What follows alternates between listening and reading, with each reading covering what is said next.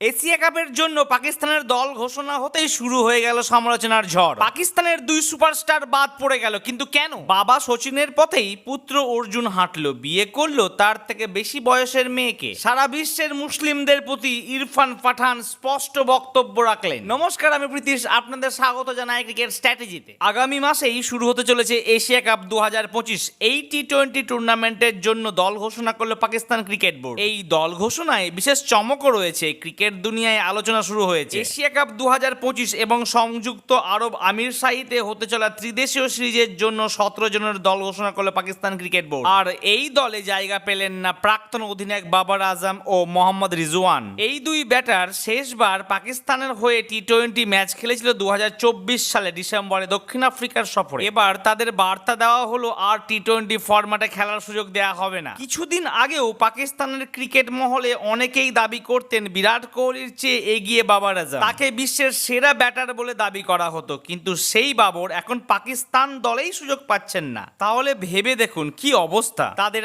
আন্তর্জাতিক কেরিয়ার নিয়ে প্রশ্ন উঠে গেল। হয়তো আর পাকিস্তানের জাতীয় দলে সুযোগ দেওয়া নাও হতে পারে তাদের। কিন্তু আমাকে অ্যাজ এ ইউটিউবার হিসাবে সুযোগ দেওয়ার জন্য আপনাদের করতে হবে এই ভিডিওতে লাইক আর চ্যানেলটিকে করতে হবে সাবস্ক্রাইব। বিয়ের ব্যাপারে বাবা সচিন টেন্ডুলকারের পথেই হাঁটলো অর্জুন টেন্ডুলকার। বয়সে বড় মহিলাকেই বিয়ে করছেন তিনি। সানিয়া চন্দকের সঙ্গে কয়েকদিন আগেই বাগদান হয়েছে তার। অবশ্য সেই সানিয়া বয়সে অর্জুনের থেকে মাত্র 1 বছরের বড়। লেজেন্ডস লিগে পাকিস্তানের বিরুদ্ধে খেলতে চায়নি ভারতীয় দল। এবার পড়শি দেশকে চাচাছোলা ভাষায় আক্রমণ শোনালেন ইরফান পাঠান। একটি সাক্ষাৎকারে তিনি জানান, আসলে পাকিস্তানরা ভাবে যে সারা বিশ্বে যত মুসলিম রয়েছে তাদের সকলের দায়িত্ব নিয়েছে পাকিস্তান। এটা ওদের একেবারে ভুল ধারণা। এই ক্ষেত্রে আমার মনে হয় ভাই একটু থামো, প্রথমে নিজেদের দিকে একটু নজর দাও, নিজের সমস্যাটা নিজেরা আগে মেটাও। গোটা বিশ্বের মুসলিমদের প্রতি পাকিস্তানের মানসিকতা ঠিক কেমন সেটা তিনি ব্যক্তিগতভাবে উপলব্ধি করেছেন।